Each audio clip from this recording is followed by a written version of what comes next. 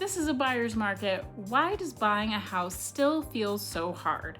That's probably one of the biggest contradictions in real estate right now. Buyers have more choices, more time, and more negotiating power than they've had in years. Inventory has improved, sellers are more willing to negotiate, and we're seeing opportunities for things like price reductions, closing cost assistance, and even seller-paid rate buydowns. So you'd think buyers would be jumping back into the market, but there's still one big problem: affordability.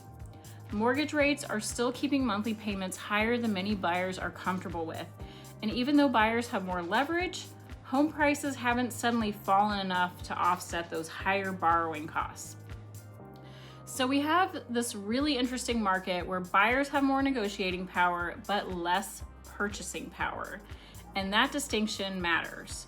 A few years ago, you might have been competing against 10 other offers, waiving inspections and offering over asking just to get the house. Today, you may be able to negotiate thousands of dollars in concessions from a seller, but you have to know how to use those concessions strategically. Sometimes getting $10,000 towards a rate buydown or closing costs could have a bigger impact on your monthly payment and cash needed at closing than simply negotiating $10,000 off the purchase price. And for sellers, this means the strategy has changed too. Buyers are out there, but they're payment conscious and value conscious. If your home is overpriced or doesn't show well compared with the competition, buyers have enough options to move on. So what does all of this mean if you're thinking about making a move? For buyers, don't look at the interest rate and assume you can't afford to buy. There may be more room to negotiate the terms of the deal than you realize, and the right negotiation can change what that monthly payment looks like. And for sellers, this isn't a market where you can just put a sign in the yard, wait for buyers to compete for your house.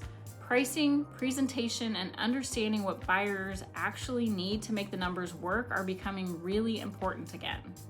This isn't necessarily a good market or a bad market. It's a market with opportunities, but they're not always obvious. And whether you're buying or selling, having the right strategy matters more right now than simply trying to time the market. So if you want to talk strategy, let me know.